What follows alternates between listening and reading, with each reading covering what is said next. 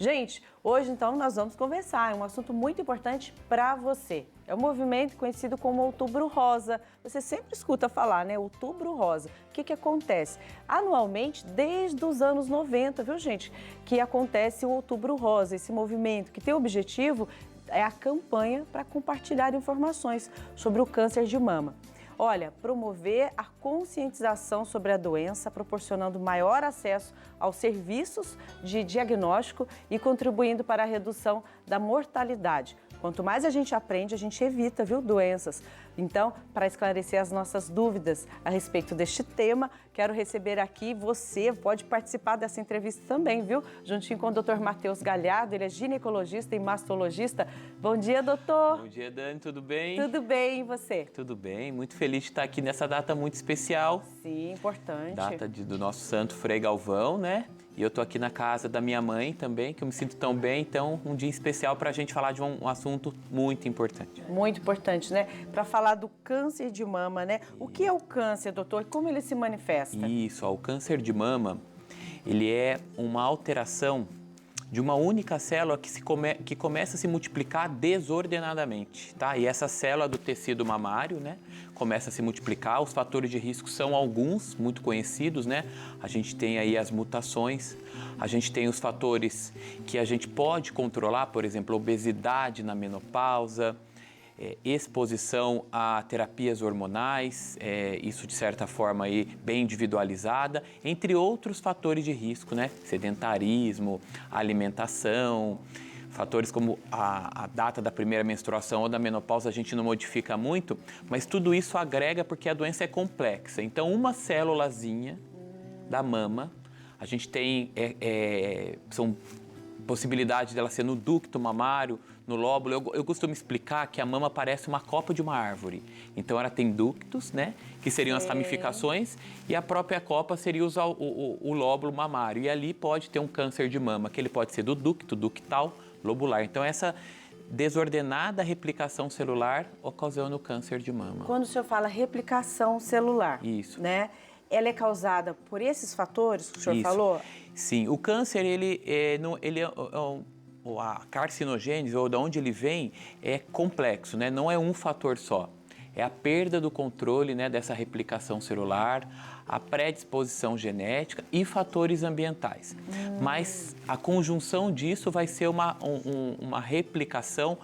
Imagina uma célulazinha só e ela se divide em duas rapidamente, em 4, em 8, isso exponencialmente. E eu não estou falando só do câncer de mama, outros cânceres, né, também são assim, são multiplicações celulares desordenadas, sem controle. E a gente não está enfrentando um inimigo novo. Se você for estudar a história do câncer de mama, ela remete da antiguidade.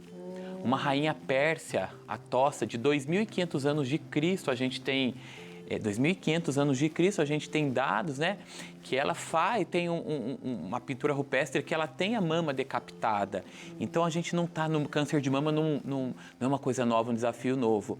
Só que toca na feminilidade, toca no sentimento de ser mulher, né? Nossa. Então por isso que é um assunto que é de uma rede de apoio. Sim, um tratamento também que assusta, né? Muito. Não um tratamento, uma doença que assusta, encarar o tratamento.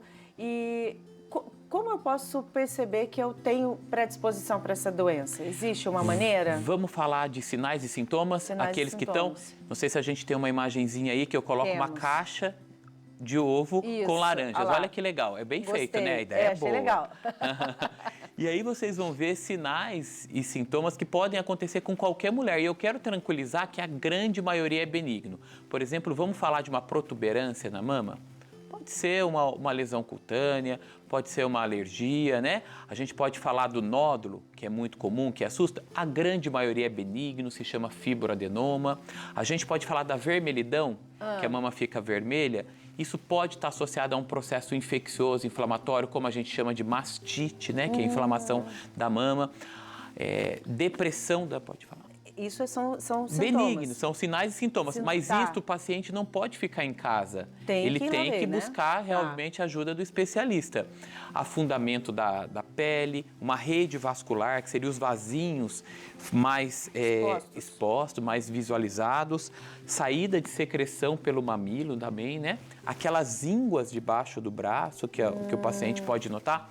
Tudo isso são sinais, sintomas de alarme. E daí leva o paciente a sair do farolete verde para o amarelo. Vou procurar o médico. Calma, vai procurar o médico, vão ser realizados os exames.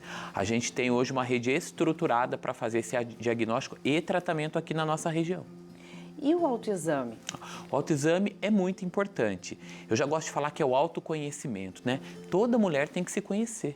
Não pode ter medo de se tocar. Então, eu recomendo essa minha paciente mensalmente, fora do período de menstruação, do 5º ao 10º dia, depois da primeira menstruação, porque quando a paciente está menstruada, ela tem um certo turgimento da mama, a mama edemacia um pouquinho. E desse período vai ser menor isso. Então, no 5º dia do ciclo? No 5º ao 10º dia do ciclo. Posso me levantar? Claro, por favor. Então, a paciente vai fazer a mãozinha, né? Vai colocar a mãozinha aqui atrás da nuca. Com as mãos espalmadas, pontas dos dedos, vai fazer movimentos circulares em toda a mama, tá? Inclusive afundando a mama, afundando a areola. Ó, 1 minutinho depois do banho, antes de dormir. Vai colocar a mão na axila e vai apertar. Vai fazer isso do lado contralateral e acabou o autoexame. Em pé? Pode, deitada? Não, deitada não. Sim. Provavelmente depois do banho, de frente do espelho, antes de dormir. Normalmente eu oriento, né, se a paciente tiver a possibilidade de fazer de pé, mas sentado também não vai ter problema nenhum. Tá. Tem a imagem também que o senhor trouxe para nós. Trouxe do autoexame, ó. Tá então ali, bem. o Dr. Matheus, né, ele reproduz no consultório o movimento circular, mas você pode fazer movimento convergente para cima e para baixo e não esquecer de examinar as axilas, porque infelizmente alguns tipos de tumores se apresentam com primeira lesão axilar, tá? E costumam ser até mais graves. Então, o câncer de mama, a gente está falando de uma doença que tem um espectro diferente. Ela pode ser indolente, um tumorzinho pequenininho que ficou anos ali e foi visto que é o câncer. O câncer pode se apresentar de maneira agressiva, metastática, rápida. E isso tudo, a paciente realmente, o que eu queria passar para o coração de cada mulher que está aí, que o Outubro Rosa é uma mensagem de conscientização. A Dani falou perfeitamente que é lá da década de 90. Quem criou, que foi a Susan Komen, a ideia dela era aumentar a frequência de mamografia de intervalo. A mamografia é esse exame simples e seguro, tá? Que você pode fazer a partir dos 40 anos até os 75 anos e que quando faz ela de forma seriada, né?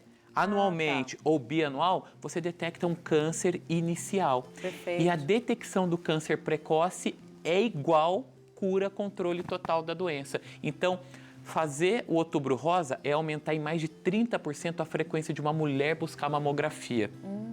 E não vamos esquecer do câncer de colo de útero. Pouca gente fala, mas também é importante o exame de Papa Nicolau. Sim, importantíssimo, anualmente. Anualmente.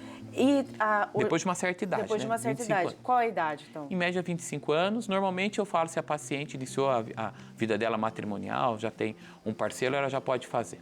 Doutor, hoje em dia o serviço público, né, a saúde pública também colabora tanto, tem tantos projetos, né? Sim. E às vezes as mulheres, até tem um ônibus que chega na cidade, né? Tem os movimentos, as instituições que ajudam. E às vezes a mulher fica com preguiça. Eu tô falando sério, eu já escutei isso. Eu tenho preguiça, eu não vou não. Isso daqui passa, isso aqui é um carocinho que passa. Isso. E aquilo vai sendo banalizado, escondido. Mas que preguiça, o medo, às vezes o desconhecimento, né? Até a vergonha que tem. Então, você, mulher, que detecta alguma alteração e você não achou aquilo normal, procure o médico. A mamografia é acessível, essas campanhas de mutirão, com ônibus indo em cada cidade, em cada rincão do nosso país, acontece mesmo. E, de fato, a mulher teve muita conquista, né? Esses dias eu dei uma aula onde eu comecei da Revolução Feminista da década de 30, passando para a conquista. A mulher teve o primeiro voto dela na década de 30 e hoje vocês comandam o planeta Terra. Obrigado por vocês estarem aqui, o Dr. Matheus, assim como outros médicos, né?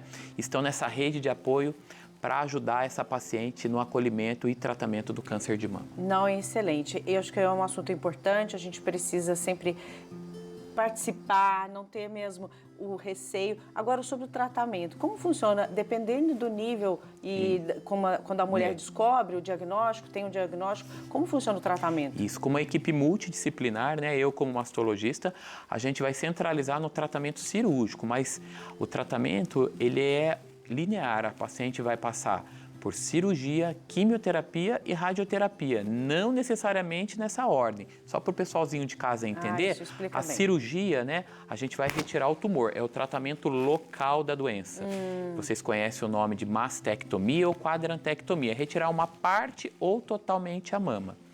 A outra parte é a quimioterapia, onde a gente vai fazer o tratamento sistêmico, com drogas, medicações que vão agir em células do corpo inteiro, evitando, por exemplo, uma metástase ou a progressão da própria doença na mama.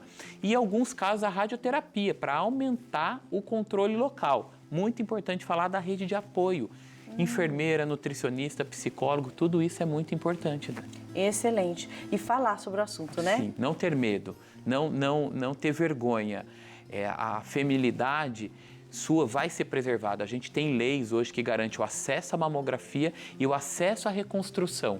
Então, se tocar o coraçãozinho de cada pessoa aí que tem mais de 40 anos e ainda não fez sua primeira mamografia ou não está seriando os exames e que não está com estilo de vida legal e que está aumentando sim os fatores de risco, eu quero que o Dr. Matheus, aqui a benção da manhã, toque o seu coração. Amém, que seja feito assim, né? Doutor, muito obrigada, viu? Amém. Foi ótima a sua participação. Muito Obrigado obrigada. a vocês.